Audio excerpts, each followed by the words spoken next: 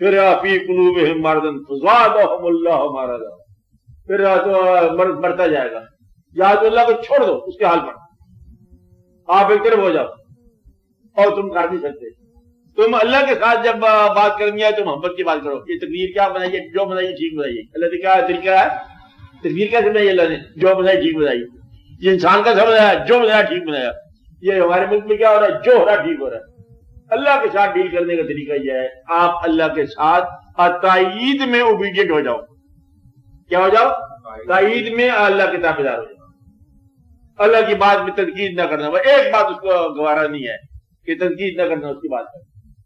کہتا واضح مجھ سے یہ نہیں پوچھا میں نے ایسا کیوں کیا ہے، بلکہ تیار ہو جاؤ کہ میں نے تم سے پوچھنا ہے کہ تم نے یہ کیوں کیا.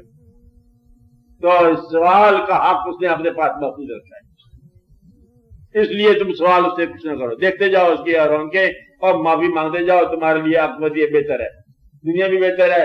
میلہ اس نے دکھایا ہے، 4 دن ہے، آنکھیں کمزور ہونے والی ہیں، واقعات بدلنے والے، رنگ چہرے کے ویسے ختم ہو جائیں گے، حالات زمانہ بدل جائیں گے، منظر بدل جائے گا، پس منظر بدل جائے گا، تم خود بدل جاؤ گے.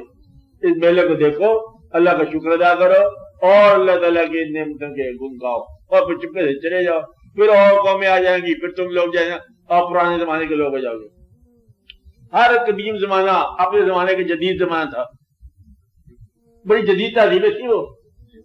ہم جدید لوگ ہیں، ہم کیا جانے. وہ جدید لوگ بیچارے پرانے زمانے کے، اور آپ لوگ اب آ گئے، آپ جدید کہتے جا رہے ہو. آنے والے لوگ تمہیں کہیں گے کہ وہ بیچارے پرانے زمانے میں پسماندہ قومیں ہوتی تھی، رہتی تھی دور میں. جہاں کسی زمانے میں شہر ہوتا تھا، آپ کو پتہ ہی ہوگا، ضرور ہوگا. تو واقعہ ختم ہو جائے گا، اس وقت آپ پھر نہیں ہوں گے، آپ ہی نہیں ہوں گے.